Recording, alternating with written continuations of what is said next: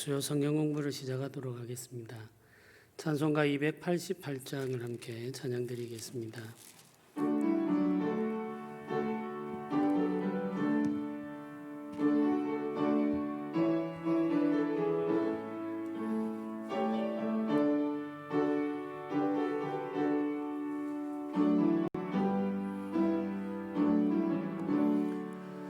예수를 나의 구주 삼고 성령과 피로써 거듭나니 이 세상에서 내 영혼이 하늘의 영광 누리도다. 이것이 나의 간증이요 이것이 나의 찬송일세. 나 사는 동안 끊임없이 구주를 찬송하리로다. 온전히 주께 맡긴 내 영 사랑의 음성을 듣는 중에 천사들 왕래하는 것과 하늘의 영광 보리로다. 이것이 나의 간증이요 이것이 나의 찬송일세. 나 사는 동안 끊임없이 구주를 찬송하리로다.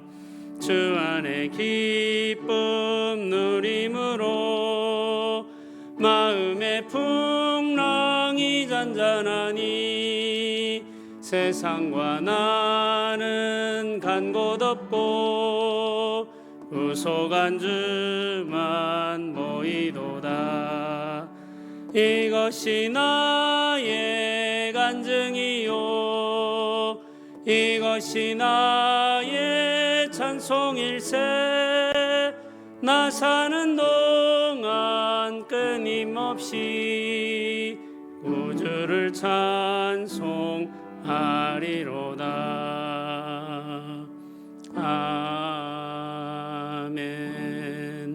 아멘. 기도드리겠습니다. 은혜로우신 하나님 아버지 감사합니다. 주의 말씀을 기록하여 우리에게 주시고 이 말씀을 읽고 묵상하고 배우면서 삶의 길을 찾게 하신 하나님께 감사드립니다.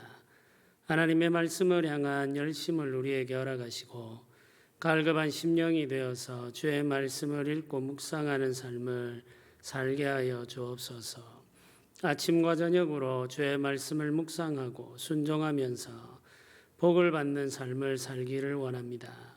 주 하나님 아버지께서 주의 교회에 말씀을 향한 열심과 갈급함을 더하시고 말씀을 깨닫는 영을 허락하여 주시기를 원합니다. 모든 성도들이 하나님의 말씀을 깨달아 알고 이 말씀을 전하며 이 말씀을 순종하며 살아갈 수 있도록 성령의 은혜와 은사들을 넘치도록 허락하여 주시옵소서. 성도들이 가정에서 일터에서 주의 말씀을 읽을 때에 성령께서 지도하시기를 원하며 도우시기를 원합니다. 주의 영의 은혜로 말미암아 하나님의 기록한 말씀을 깨달아 알고 말씀을 즐거이 순종하는 성도들의 삶이 되도록 하나님께서 복을 내려 주시옵소서.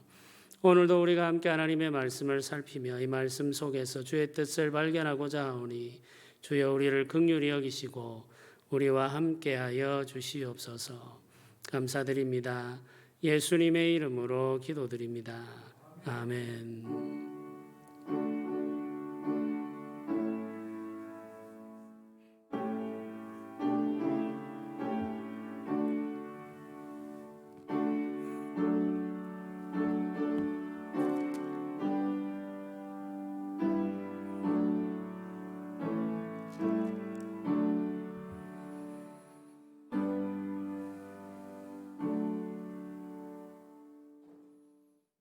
네, 오늘 함께 나눌 말씀을 한 곳 같이 읽겠습니다. 레위기 27장 말씀입니다. 레위기 27장 전체를 우리가 함께 살펴볼 텐데 오늘 읽을 말씀은 1절부터 15절까지입니다. 레위기 27장 1절부터 15절까지 말씀을 교독하도록 하겠습니다. 제가 먼저 한 절을 읽겠습니다. 여호와께서 모세에게 말씀하여 이르시되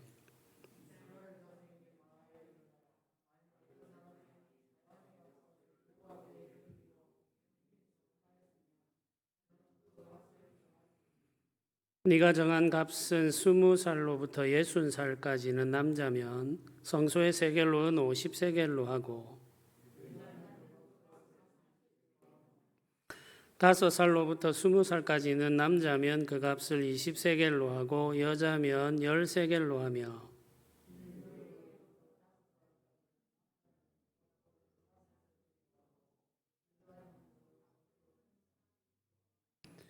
60살 이상은 남자면 그 값을 15세겔로 하고 여자는 10세겔로 하라.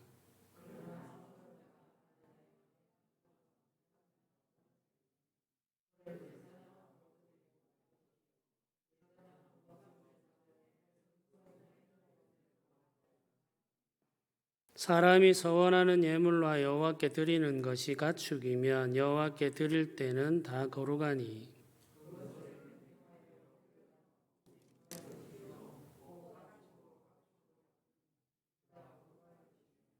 부정하여 여호와께 예물로 드리지 못할 가축이면 그 가축을 제사장 앞으로 끌어갈 것이요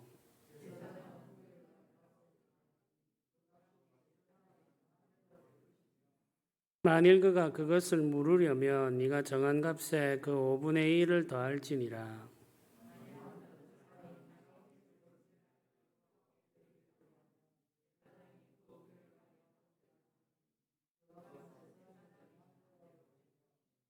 (15절을) 같이 읽겠습니다. 만일 그 사람이 자기 집을 물으려면 네가 값을 정한 돈에 그 5분의 1을 더할지니 그리하면 자기 소유가 되리라. 아멘. 우리 수요 성경 공부 시간에 레위기를 공부하기 시작한 것이 올해 1월 8일이었습니다. 코로나19로 인해서 수요 성경 공부를 중단한 기간이 있어서 오늘 레위기 성경 공부를 마무리하게 되었습니다. 레위기는 성도들이 어려워하는 성경 중에 하나이죠. 이 제사에 대한 규례와 정결함과 부정함에 대한 여러 가지 가르침들이 여러 번 성경을 읽는다고 하더라도 이해하기 어려운 부분들이 있기 때문에 그렇습니다. 그래서 레위기가 어렵다 이렇게 말씀하시는 성도들이 많죠. 예수님의 십자가 복음을 믿고 사는 은혜 시대에는 구약 제사 제도를 설명하는 레위기에 크게 관심을 기울이지 않아도 된다고 생각하는 사람들도 있습니다. 제사 규례와 정결함에 대한 규례는 이미 지나간 시대의 율법이라고 생각하는 것이죠. 제사에 대한 가르침, 우리가 지금 이제 제사를 드리지 않으니까 제사에 대한 가르침이 필요 없다고 생각하고 또 우리가 예수님의 십자가 공로를 의지하여서 구원받기 때문에 거룩함이나 정결함에 대한 율법도 크게 중요하지 않다고 생각하는 것입니다. 그러나 이는 오해에서 비롯된 잘못입니다. 이 레위기가 가르치는 구약의 제사 제도는 복음의 은혜를 담고 있습니다. 그러니까 이 구약의 제사 제도가 오실 예수 그리스도를 미리 보여주는 그림자이기 때문에 그 속에는 복음의 메시지가 담겨 있는 거죠. 예수님의 십자가 고난이 가지고 있는 의미가 무엇인지 풍성하게 알고자 하면 이 구약 성경을 읽어야 되는데 특별히 레위기와 같은 성경을 열심히 읽어야 할 필요가 있는 거죠. 정결함과 부정함에 대한 규례 역시 신약 교회가 관심을 가지고 읽어야 할 본문의 말씀입니다. 하나님은 지금도 자기 백성들에게 정결함을 요구하시기 때문이죠. 이 정결함 혹은 거룩함이라고 하는 이 단어는 하나님의 백성들과 평생을 따라다니는 것이라고 생각하셔야 되겠습니다. 정결함과 거룩함을 소홀히 해도 되는 때는 없다는 말이죠. 복음의 시대를 살아가는 교회 역시 마찬가지입니다. 이 정결함과 거룩함에 대한 하나님의 말씀은 지금도 우리가 읽어야 하고 순종해야 되는 말씀이죠. 그래서 모든 시대, 모든 민족 가운데 하나님을 예배하도록 부르심을 받은 성도들은 누구나 다 이 말씀을 읽어야 하고 기억해야 되고 순종해야 됩니다. 예수님을 믿음으로 구원받은 하나님의 백성들은 하나님의 거룩하심을 따라서 이 세상에서 거룩하게 살아야 됩니다. 이게 우리가 도무지 피할 수 없는 부르심이죠. 물론 우리가 이 명령을 다 순종할 수 없다는 사실은 알고 있습니다. 그럼에도 불구하고 이 말씀을 우리가 외면하거나 가볍게 여겨서는 안 된다는 것이죠. 수요일마다 모여서 성경을 읽고 배우는 성도들에게 하나님께서 은혜 주시기를 기도하고 있습니다. 특별히 우리가 말씀을 사모하는 마음을 가지고 말씀을 깨닫고 이 말씀을 순종함으로 하나님이 내려주시는 은혜와 복을 누리고 변화와 성장을 경험하게 되기를 바라는 것이죠. 이 레위기의 마지막 장인 27장은 서원에 대한 규례를 기록하고 있습니다. 성경을 연구하는 학자들은 이 레위기 27장을 레위기의 부록이다 이렇게 말하기도 합니다. 이렇게 전체적인 흐름을 보면은 26장으로 끝나는 것이 깔끔하고 좋은데 27장이 부록처럼 덧붙여져 있다는 것이죠. 레위기 말씀을 전체적으로 다 진행하고 난 다음에 26장에 이 말씀을 순종하면 받게 되는 복과 불순종하면 나타나는 결과, 이 하나님의 징계에 대해서 설명하셨습니다. 이제 이렇게 해서 끝이 나는 것이 자연스러울 것 같은데 27장에 부록을 첨가해 놓았다 이렇게 지금 생각하는 것이죠. 27장이 부록처럼 첨가되어 있는 모양을 하고는 있지만 이 27장 말씀도 하나님이 주신 것으로 우리가 살펴 기억하고 순종해야 할 말씀인 것이죠. 서원은 하나님의 도움을 구할 때, 특별히 절망적인 상황에서 하나님의 은혜를 구할 때 하나님께서 자신을 도우시면 어떻게 하겠다고 약속하는 것이나 또는 자신의 말이 진실이라고 사람들 앞에서 확증할 때, 그리고 거짓이 드러나게 되면 받게 될 벌에 대한 약속, 이런 것들이 서원이라는 말로 설명이 됩니다. 우리가 지금 읽고 있는 이 성경에는 이제 서원이라고 말하는데 다른 곳에는 맹세라고 번역을 하기도 합니다. 그래서 서원과 맹세가 같은 맥락에 있는 것이라고 생각을 하시면 되겠습니다. 서원은 어려운 상황이나 절망적인 환경에서 하게 되는 경우가 많습니다. 그렇기 때문에 쉽게 지키지 못할 약속을 하는 일이 생기게 되는 거죠. 지금 굉장히 절박한 상황에서 하나님의 도움을 구하게 되는데 이 도움을 간절히 원하고 또 하나님께서 이 도움을 주시기를 소원하는 마음이 너무나도 크고 이 절망적인 상황이 너무나 어려워서 하나님 앞에 기도할 때 소원 기도를 하게 되는 거죠. 그래서 급하게 기도하다 보면은 자기가 쉽게 지킬 수 없는 약속을 하나님께 하게 되는 경우가 생긴다는 거죠. 절망적인 상황에서 하나님의 도움을 구하기 때문에 하나님께서 도와주시기만 하면 무엇이든지 할 수 있을 것 같은 마음에 사로잡혀서 서원하여 기도하는 것입니다. 서원 기도는 반드시 필요한 것은 아닙니다. 이게 이제 우리가 기억해야 할 중요한 일이죠. 절망적인 상황에서 하나님의 도움을 구할 때라도 그냥 기도하면 되기 때문에 그렇습니다. 서원 기도가 반드시 필요한 것이 아니고 아무리 어렵고 힘든 상황이라 하더라도 우리가 기도할 때에는 그냥 하나님께 구하면 되는 것이죠. 하나님은 은혜를 의지해서 믿음으로 기도하면 들으시는 분이십니다. 하나님의 은혜를 구하면서 특별한 헌신을 약속할 필요가 없다는 이야기죠. 그래서 우리가 하나님의 은혜를 구하면서 특별한 헌신을 약속하는 것은 사실은 성경적인 기도의 습관이 아닙니다. 서원 기도를 하나님께서 요구하시지 않습니다. 성경에는 서원하여 기도하라고 명령하시는 말씀이 없다는 것이죠.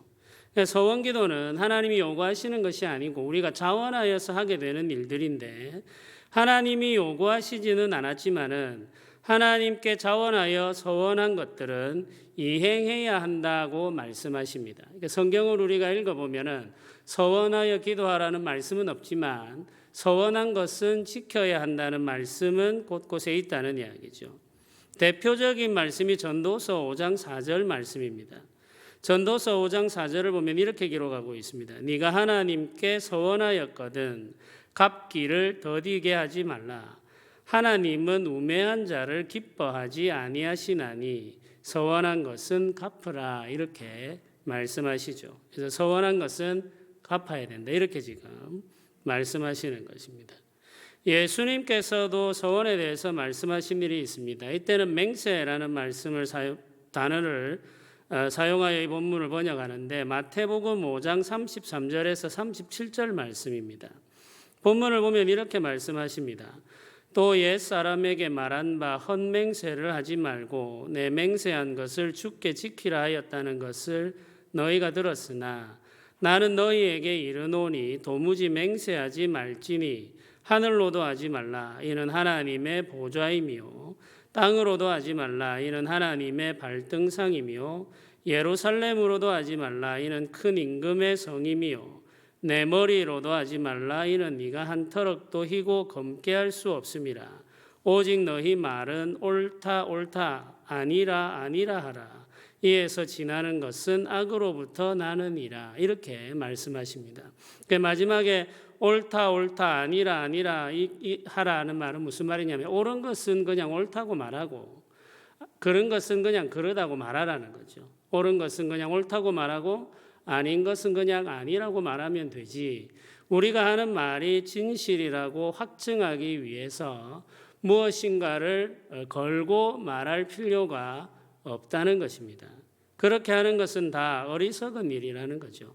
그래서 예수님께서는 맹세하지 말라, 맹세하지 않는 것이 지혜로운 것이다. 이렇게 지금 가르쳐 주셨습니다. 예수님의 가르침은 옳은 것은 옳다고 하고 그런 것은 그러다고 말하는 것으로 충분하다. 이렇게 말씀하시면서 자신의 말이 진실이라는 사실을 증명하기 위해서 지키지 못할 약속을 하는 것은 어리석은 일이다. 이렇게 경고하고 계시는 거죠. 기도할 때에도 마찬가지입니다. 기도할 때에 우리가 하나님께 약속하는 것, 우리가 하나님께서 응답해 주시면 어떻게 우리가 그 보답을 드리겠습니다. 라고 약속하는 것도 똑같습니다. 바람직하지 아니하고 권면할 만한 일은 아닙니다. 우리가 기도할 때에 하나님의 은혜를 겸손하게 구하면 되기 때문이죠. 다른 것이 필요가 없습니다. 그냥 하나님께 기도할 때에는 믿음으로 겸손하게 구하면 그것으로 충분합니다. 하나님께서 우리 기도를 들으시고 응답하시면 그 보상으로 무엇인가를 하나님께 드리겠다고 약속하는 것은 하나님께서 원하시는 일이 아니라는 것이죠. 하나님은 오직 믿음으로 하는 기도를 기뻐하십니다. 그러니까 믿음으로 기도하면 그것으로 충분하다는 이야기죠. 믿음으로 기도하면. 그러니까 우리가 하나님께서 응답해 주시면 그 보답으로 우리가 무엇인가를 더하겠습니다라고 기도하는 것이 특별히 우리의 기도에 능력을 더하거나 혹은 우리의 간절함을 더하는 것이 아닙니다. 전혀 그것은 의미가 없습니다. 하나님께서 요구하시는 것은 한 가지인데 그것은 믿음입니다. 믿음으로 겸손히 하나님 앞에 구하면 된다는 것이죠. 그러나 우리가 하나님께 무엇인가를 소원했다면 그 약속은 지켜야 합니다. 하나님 앞에서 한 말을 지키는 것이 신실함이죠. 레위기 27장은 서원한 것들을 이행하는 규례에 대해서 설명하고 있습니다. 다양한 것들에 대한 이야기들을 하나하나 거론하면서 말씀하시는데 1절부터 8절은 먼저 사람을 드리기로 약속한 경우에 지킬 규례입니다. 사람을 하나님께 드리기로 서원한 경우에 어떻게 해야 하는가를 말씀하신 것이죠. 사람을 하나님께 드리기로 했다는 것, 자기를 드리기로 하든지 혹은 이제 자기에게 속한 사람을 하나님께 드리기로 한 것인데 사람을 하나님께 어떻게 드릴 수 있겠습니까? 이제 우리가 사람을 하나님께 온전히 드릴 수가 없으니까 이제 그것을 사람을 대신하여 드릴 수 있는 방법을 하나님께서 열어주신 것이죠. 이렇게 생각하실 수도 있겠습니다. 사람을 하나님께 드린다는 말은 성전에서 섬기도록 하나님께 드린다는 말이 아닐까 이렇게 생각할 수 있겠습니다만은 성전에서 섬기며 하는 일들은 다 이미 레위인들의 몫으로 정해져 있습니다. 그래서 아무나 성전에서 섬기는 일을 할 수가 없죠. 하나님께서 정하신 일들은 지정된 사람들만이 할 수 있기 때문에 아무나 그냥 하나님께 자신을 드린다고 해서 성전에서 봉사하는 일을 할 수 있는 것은 아니기 때문이죠. 그러니까 사람을 하나님께 드리기로 서원한 경우에는 이 약속을 지키지 못할 일들이 빈번하게 생기게 되는 거죠. 그래서 하나님께서는 그렇게 된 경우에 사람들이 어떻게 행해야 할지를 자세히 알려주셨습니다. 그래서 사람을 대신하여 하나님께 드리면 되는데 어린아이부터 장성한 어른까지 그리고 남자와 여자를 구별하여서 하나님께서 그 사람을 대신하여 드릴 물질의 값을 정해 주셨습니다. 어린아이부터 장성한 어른까지 20세 이후에 남자들은 장성한 어른이죠. 그 장성한 어른까지 그리고 남자와 여자를 구별하여서 대신하여 드릴 물질의 양을 정해 주신 것이죠. 정해 주셨는데 이것이 서로 차이가 있는 것은 무엇 때문인가? 성경을 연구하는 학자들은 이 사람들이 가지고 있는 노동력 그리고 이 사람들이 일을 해서 생산할 수 있는 것을 근거로 해서 이렇게 정하신 것 같다 이렇게 지금 설명을 하기도 합니다. 이게 사람 그 자체의 가치를 의미하는 것이 아니고 이 사람이 생산하여 얻을 수 있는 소득을 기준으로 해서 정해 놓으신 거라는 거죠. 자칫 오해를 하면 여자는 열등하고 남자는 좀 더 우등하고 이렇게 생각할 수 있기 때문에 그런 오해를 방지하기 위해서 이런 설명을 드리는 것입니다. 그래서 이렇게 이제 한 사람 하나하나에 대해서 다 대신하여 지불할 값을 정해 주셨는데 이 정해 주신 값을 지불하지 못할 정도로 가난한 사람들은 그러면 어떻게 하는가? 그런 경우에도 하나님께서 방법을 알려주셨습니다. 8절을 보면 이렇게 기록하죠. 그러나 서원한 자가 가난하여 내가 정한 값을 감당하지 못하겠으면 그를 제사장 앞으로 데리고 갈 것이요 제사장은 그 값을 정하되 그 서원자의 형편대로 값을 정할지라 이렇게 말씀하십니다. 그래서 무언가를 서원한 것이 있습니다. 자신을 드리거나 혹은 자기에게 속한 자녀를 드리기로 하나님 앞에 약속했는데 자녀도 드릴 수 없고 자신도 드릴 수 없는 상황인 거죠. 그래서 대신하여 하나님이 정한 값대로 물질을 드리고 싶은데 가난해서 가진 것이 없습니다. 그러면 어떻게 할 것인가? 제사장에게 찾아가야 된다는 거죠. 그럼 제사장이 이 사람의 상황을 살펴보고 그 사람이 감당할 수 있는 만큼의 값을 정하여 준다는 것입니다. 그러면 그것으로 자신이 서원한 것을 대신할 수 있도록 허락해 주신 것이죠. 이렇게까지라도 해서 하나님 앞에 약속한 것을 이행하도록 하나님께서 길을 열어주시는 것입니다. 이것 역시 은혜라고 할 수 있겠죠. 서원한 것이 가축인 경우에는 드리기로 약속한 가축을 반드시 하나님께 드려야 됩니다. 가축을 다른 것으로 바꿀 수가 없습니다. 내가 드리기로 약속한 가축이 있는데 이 가축은 굉장히 좋은 것이라서 하나님께 드리기가 아까워 상대적으로 흠이 있는 것을 드리거나 이렇게 하면 안 된다는 거죠. 이 약속한 것을 하나님 앞에 드려야 됩니다. 16절 그런데 만약의 경우에 우리가 드리기로 약속한 그 가축이 부정하게 되었을 때는 어떻게 하느냐. 이 부정하게 된 가축은 우리가 하나님 앞에 드릴 수가 없지 않습니까? 근데 드리기로 약속한 이 가축이 부정하게 되었을 때는 제사장 앞으로 그 가축을 끌고 가서 값을 정하고 정해진 값의 5분의 1을 더해서 하나님께 드려야 됩니다. 그렇게 이제 가축을 대신하여 드리게 되는 거죠. 근데 집을 드리기로 한 경우에도 마찬가지입니다. 집을 드리기로 한 경우에는 제사장이 그 값을 정하고 정한 값을 하나님 앞에 드릴 수 있습니다. 그래서 이 집에서 내가 계속 살기를 원할 때 집에 대한 가격을 제사장이 정하게 하고 그 정한 값의 5분의 1을 더해서 하나님께 드리면은 집을 드린 것으로 하나님께서 받으신다는 이야기죠. 집을 드리기로 약속했는데 그것을 대신하여 다른 것을 받으시고 그 약속을 이행한 것으로 하나님께서 받아주신다는 것입니다. 밭의 경우도 있습니다. 그러니까 사람들이 서원을 할 때 굉장히 다양한 것을 가지고 서원을 했던 모양입니다. 자신을 드리기도 하고 자녀를 드리기도 하고 가축을 드리기로 약속하기도 하고 집과 밭을 하나님 앞에 걸고 기도하기도 했다는 이야기죠. 밭을 하나님 앞에 드리기로 서원한 경우에는 밭에서 나는 소득을 보고 그 값을 결정하게 됩니다. 16절을 보면 이렇게 기록하죠.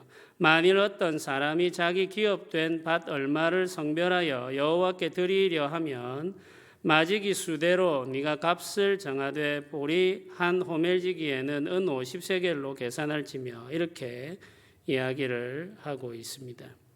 그래서 밭을 하나님께 드리기로 서원하였다가 마음이 변해서 밭을 계속 소유하고자 할 때에는 정한 값의 5분의 1을 더해서 하나님께 드리면 됩니다. 이렇게 해서 이제 하나님께 서원하여 드리기로 한 것을 값을 정하여 대신 드림으로 서원을 이행한 것으로 하나님께서 받아주시는 것이죠. 그런데 이제 서원할 때에 하나님 앞에 드리기로 서원할 수 없는 것들이 있습니다. 그것에 대한 기록이 16절부터 나옵니다.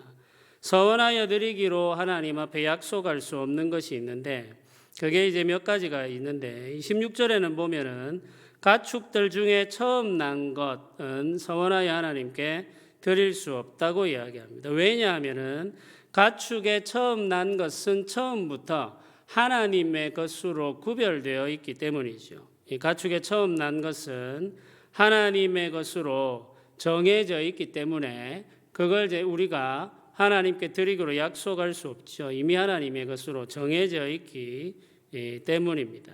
그래서 이 가축의 처음 난 것은 서원의 대상이 아니라는 이야기죠.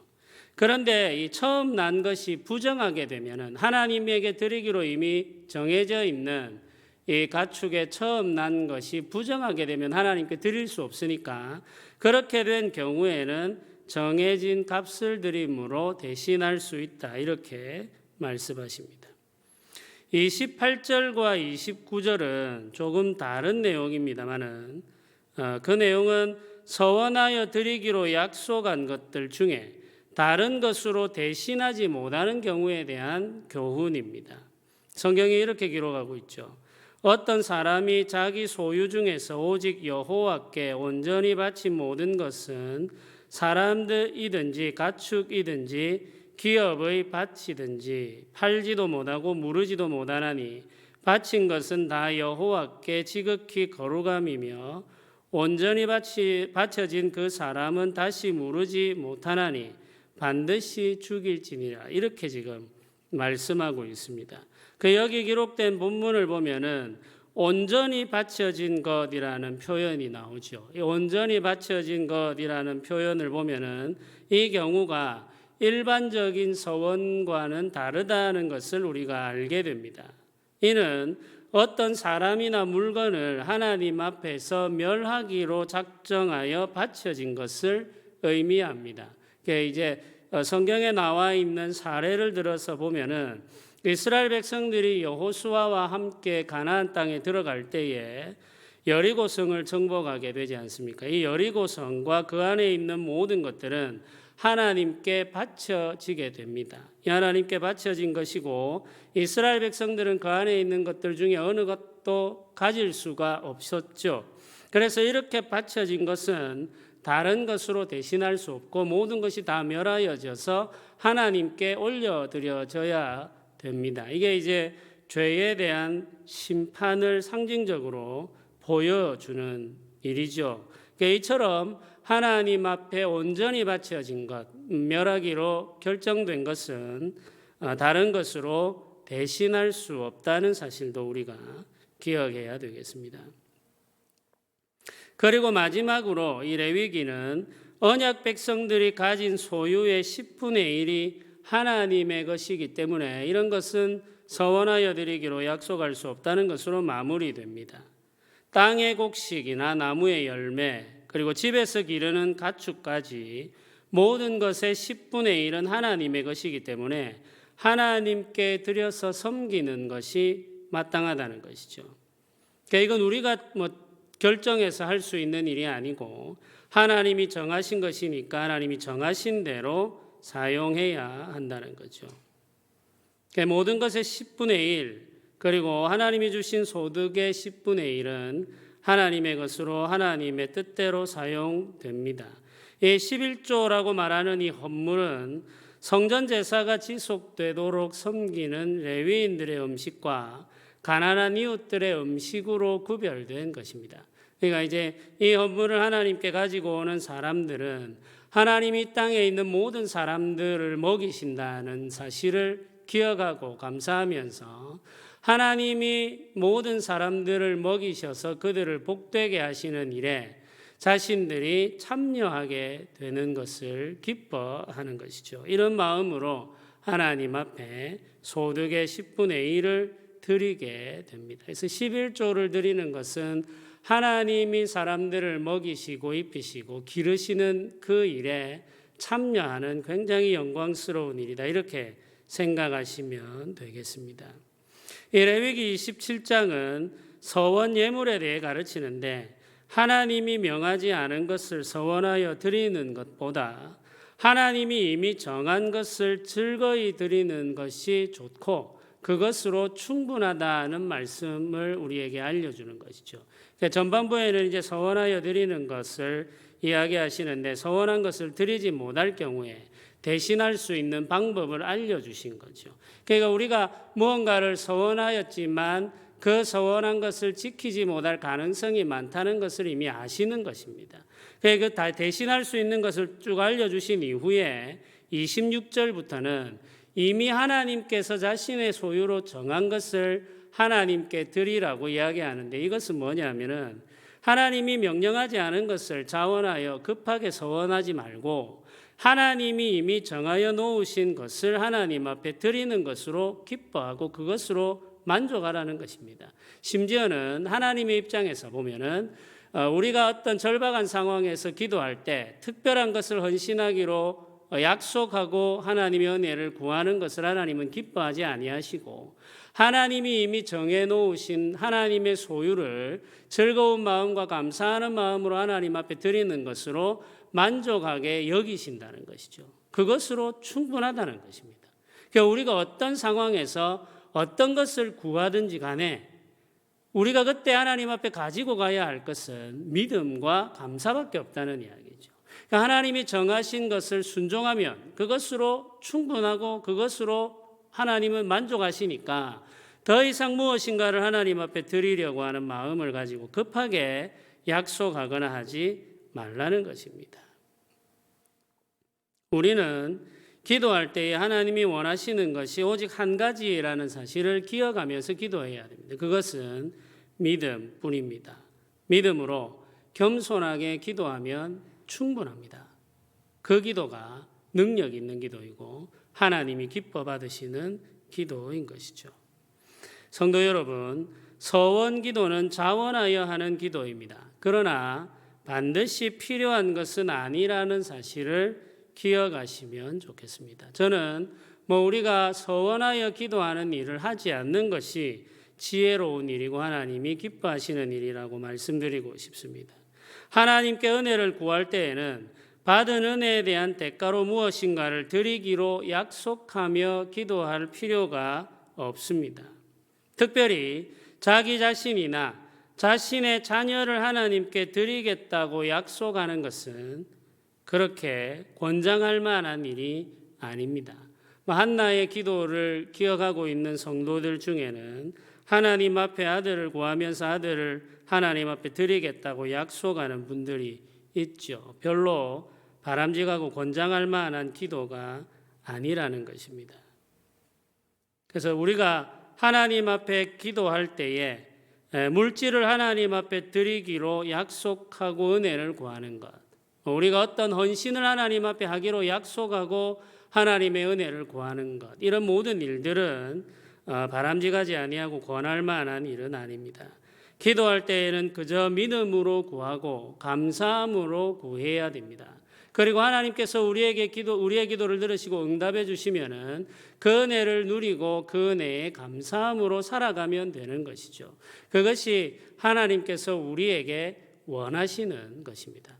그게 하나님이 받으시는 순종하는 삶이라는 사실을 기억하며 살아갑시다. 우리가 하나님의 은혜를 받으면 더 많은 물질로 보답을 해야 되고, 또 우리가 하나님의 은혜를 받으면 더 큰 헌신으로 보답을 해야 되고, 이렇게 하는 것은 이방인들이 하는 일들이죠. 우상 숭배하는 사람들이 즐겨 사용하는 방법입니다. 우리는 그런 방법을 사용하지 않아도 됩니다. 우리가 기도할 때에는 믿음으로 기도하고, 우리의 기도한 것을 들으신 하나님께서 은혜를 주시면은 그 주신 은혜를 감사하며 누리면 됩니다. 그렇게 살아가면 되는 것이죠. 그러는 가운데 하나님께서 우리에게 이미 명령하신 것들이 있습니다. 그 명령하신 것들을 즐거운 마음으로 드리고 또 감사함으로 섬기면서 살아가면은 그것이 복된 삶이고 하나님이 기뻐하시는 삶이라는 것 기억하시면서 우리가 기도도 하고 또 하나님이 주시는 은혜도 누리며 살아가는 그런 성도들이 되시기를 주님의 이름으로 축복합니다. 우리 말씀을 생각하면서 우리 몇 가지 기도 제목을 가지고 함께 기도하도록 합시다. 먼저 우리 기도 생활을 위해서 함께 기도합시다. 우리가 기도할 때 믿음으로 기도하는 삶을 살게 하여 달라고 기도합시다.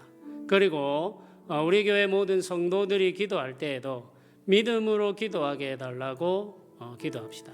믿음으로 구하고 하나님의 응답을 경험하는 복된 삶을 살아가는 교회, 기도의 역사가 일어나는 교회, 기도의 열매를 맺는 교회가 되게 해달라고 우리 소원하는 마음을 가지고 이 시간에 같이 한번 간절히 기도하며 나아가도록 하겠습니다. 우리 같이 기도드리겠습니다.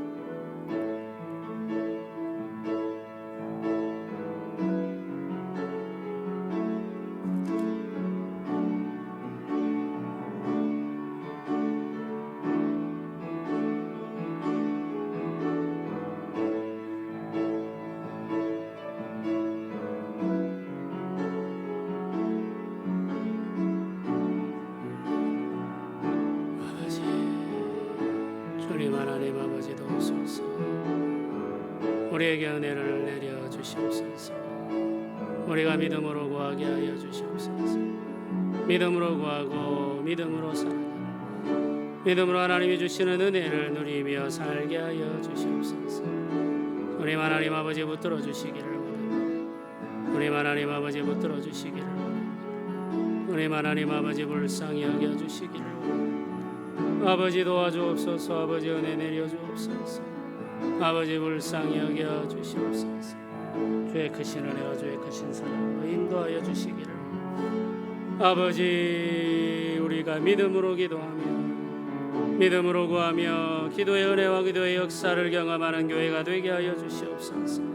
주의 하나님 아버지 기도의 능력과 기도의 충만함과 기도의 갈급함과 기도의 역사가 일어나게 하여 주옵소서. 아버지 하나님 붙들어 주시기를 원합니다. 아버지 하나님 붙들어 주시기를 원합니다. 아버지 하나님 은혜를 내려 주시기를 원합니다. 주님 하나님 아버지 도우소서. 주님 하나님 아버지 은혜를 내려 주시옵소서. 주님 하나님 아버지 불쌍히 여겨 주시옵소서. 아버지 도우소서. 아버지 역사하여 주시옵소서. 주님 하나님 아버지 주님 하나님 아버지 은혜를 베풀어 주시옵소서. 아버지 우리가 기도의 능력을 기도의 역사를 경험하기를 원합니다. 주님 은혜를 베풀어 주시기를 원합니다. 주님 도와주시옵소서. 주님 도와주시옵소서. 주님 도와주시옵소서. 아버지 우리에게 믿음을 더하여 주시옵소서. 우리 한 가지 더 기도합시다. 2020년이 이제 끝이 나 갑니다. 이제 10월도 한 주가 남았고 이제 좀 있으면 11월, 12월 이제 진짜 연말이 되죠. 한 해 동안 하나님께서 우리에게 주신 은혜를 기억하며 감사합시다. 이 시간에 우리가 함께 기도드릴 때 2020년 이 한 해 동안에 우리가 하나님 앞에 영적으로 살아왔던 삶을 돌이켜보면서 우리가 열매 맺는 삶, 또 풍성한 삶, 순종하는 삶을 얼마나 잘 살아왔는지 돌아보면서 이 시간에 하나님의 은혜를 구하면 좋겠습니다. 하나님, 남은 시간 동안 우리가 하나님 앞에 예배하며 살아가는데 우리 삶 속에서 하나님이 기뻐하실 만한 열매들을 맺게 해주시고 또 우리 수고한 것들이 열매로 나타나도록 은혜 내려 달라고 기도합시다. 우리 개인이 열매 맺게 하시고 또 우리 교회가 열매 맺게 하시기를 소원하며 기도합시다. 어렵고 힘든 시간들이었고 또 우리가 다 모이지 못할 때가 많았습니다마는 그럼에도 불구하고 하나님은 우리와 함께 하셨고 우리 개인과 가정과 직장에서도 하나님은 함께 하셨습니다. 우리 살아가는 모든 순간에 선한 열매를 풍성하게 맺게 하시고 남은 한 해 시간 동안에도 하나님이 기뻐하시는 열매를 맺는 삶을 살아가게 해달라고 우리 소원하는 마음 가지고 다시 한번 간절하게 기도드리도록 하겠습니다. 기도하겠습니다. 주님 하나님 아버지 어도소서. 주님 하나님 아버지 은혜 내려 주시옵소서. 주님 하나님 아버지 불쌍히 여겨 주시옵소서. 아버지 은혜를 베풀어 주시옵소서. 아버지 주장하여 주시옵소서. 아버지 은혜 내려 주옵소서. 우리가 열매 맺기를 원합니다. 우리가 열매 맺기를 원합니다. 주의 기뻐하시는 열매를 맺기를 원합니다. 주여 우리를 도우시고 우리 가운데 은혜를 베풀어 주시며 우리를 불쌍히 여겨 주옵소서. 우리 수고하는 삶, 섬기는 삶 가운데 하나님 아버지께서 은혜 내려 주시기를 원합니다. 우리가 땀 흘려 수고한 모든 일들이 열매를 맺도록 주여 은혜 내려 주시옵소서. 아버지 도우소서. 아버지 역사하여 주시옵소서. 주님 하나님 아버지 일하여 주옵소서. 주님 하나님 아버지 일하여 주시옵소서. 주님 하나님 아버지 일하여 주시옵소서. 주여 도와주옵소서. 주여 은혜 내려 주시옵소서. 주님 하나님 아버지 은혜를 내려 주시옵소서. 주여 붙들어 주시옵소서. 아버지 도우소서. 아버지 주장하여 주시옵소서. 아버지 일하여 주시옵소서. 열매 맺는 삶을 살게 하여 주옵소서. 주님 하나님 아버지께서 은혜를 베풀어 주시기를 원합니다. 주님 하나님 아버지께서 은혜 베풀어 주시기를 아버지. 우리 한 가지 더 기도합시다. 우리 마지막으로 한 가지 더 기도 드리실 때에는 우리 교회 가운데 모든 성도들에게 우리 하나님의 말씀을 사모하는 마음과 갈급한 심령을 허락해 달라고 우리 그렇게 기도합시다. 말씀을 읽고 묵상하고 또 순종하며 또 말씀을 깨닫는 영을 허락해 주시기를 소원하며 기도합시다. 주의 말씀이 충만하게 되고 주의 말씀이 부흥하게 되는 것이 교회의 부흥입니다. 우리 심령이 하나님의 말씀으로 채워져야 하고 우리 삶이 하나님의 말씀의 인도를 받아야 되죠. 우리 입술과 우리의 생각도 말씀의 지배를 받아야 됩니다. 이 시간에 우리 한 번 더 기도드립시다. 우리 모든 성도들 말씀을 사모하는 마음, 갈급히 여기는 심령이 되어서 아침과 저녁으로 말씀을 읽고 묵상하면서 말씀과 함께하는 삶을 살게 하여 주옵소서. 우리 소원 가지고 우리 마지막으로 한 번 더 기도드리도록 하겠습니다. 기도하겠습니다. 주님 하나님 아버지 어도소서. 주님 하나님 아버지 어도소서. 주님 하나님 아버지 어도소서. 아버지 은혜 내려 주시옵소서. 아버지여 역사하여 주시옵소서. 아버지여 주장하여 주시옵소서. 주여 붙들어 주옵소서. 주여 하나님 아버지여 붙들어 주시옵소서. 주여 아버지여 도와주옵소서. 아버지여 도와주옵소서. 주님 하나님 아버지, 말씀을 갈급히 여기는 심령, 말씀을 사모하는 영을 우리에게 부어 주옵소서. 아침과 저녁으로 주님의 말씀을 읽고 묵상하며 이 하나님의 말씀과 함께 거닐게 하여 주옵소서. 말씀의 다스림을 받기를 원합니다. 말씀의 인도를 받기를 원합니다.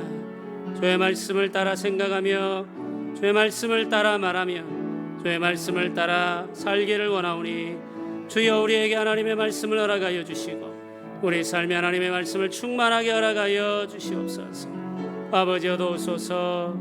아버지여 은혜 내려 주옵소서. 아버지여 주장하여 주시옵소서. 아버지여 역사하여 주옵소서. 주님 하나님 아버지께서 은혜 내려 주시옵소서. 주님 하나님 아버지께서 은혜 내려 주시옵소서. 아버지 주장하여 주옵소서. 아버지 역사하여 주시옵소서. 아버지 은혜 내려 주시옵소서. 주님 도우소서. 주님 도와 주시옵소서. 주여 우리들 가운데 임하여 주시옵소서. 말씀으로 충만하게 하여 주시옵소서.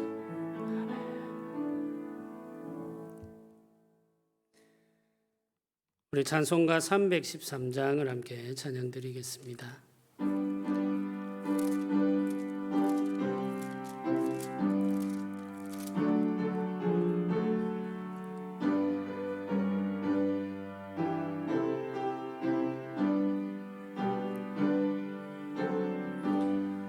내 임금 예수 내 주여, 이 죄인이 주님 앞에 한없는 은혜 받고서 내 생명 모두 드리오니 그 풍성하시는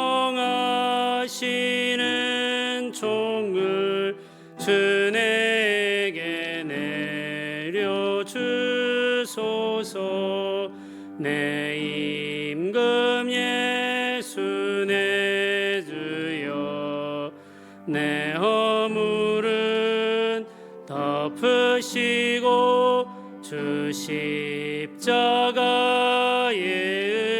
흘리신 그 피를 믿는 마음 보사 내 중한 죄를 사하여 참 평안한 맘 주소서. 내 임금 예수 내 주여, 주 은혜에 감격하여 한없는 감사 찬송을 내 주님 앞에 드리오며 내 맘과 정성 다하여 늘 기뻐하며 살리라. 내 임금 예수 내 주여, 이 마음과 이 천한 몸 그 몸의 피로 값주고 주 친히 사신 것이오니 나 이제 사나 죽으나 주 뜻만 따라 살리라.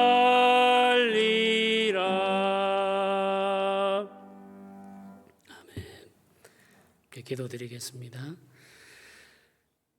은혜로우신 하나님 아버지, 주의 말씀을 읽고 묵상하는 모든 시간 주의 성령이 함께 하시며 은혜 베푸시고 깨닫는 마음을 우리에게 허락하여 주시기를 간절히 소원합니다.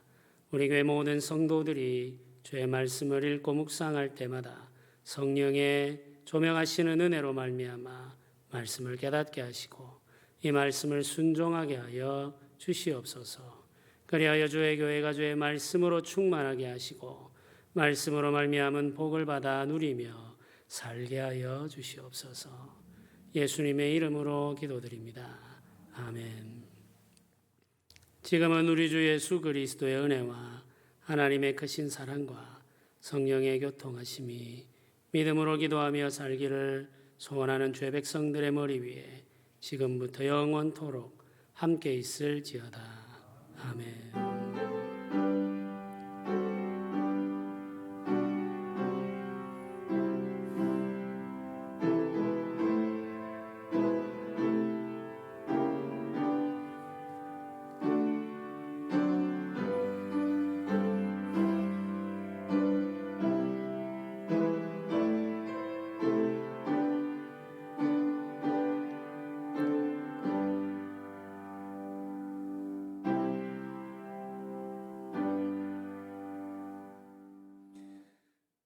함께 해주셔서 감사합니다.